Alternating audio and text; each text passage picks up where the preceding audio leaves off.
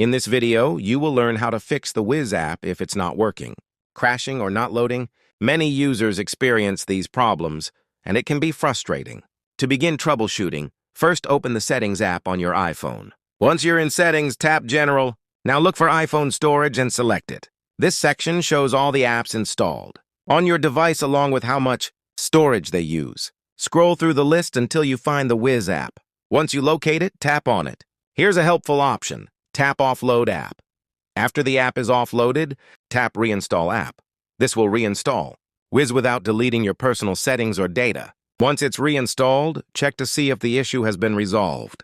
If offloading didn't work, a complete reinstallation may be needed. Start by locating the Whiz app icon on your home screen. Press and hold the icon until the options appear. From these, select Remove App. Then tap Delete App and confirm by selecting Delete again. This removes all traces of the previous installation. With the app deleted, it's time to install a fresh copy. Open the Apple App Store. Use the search bar at the top to type in Whiz. When it appears in the search results, tap the cloud icon to reinstall it. Once the download finishes, open Whiz again. Hopefully, everything should now be working properly.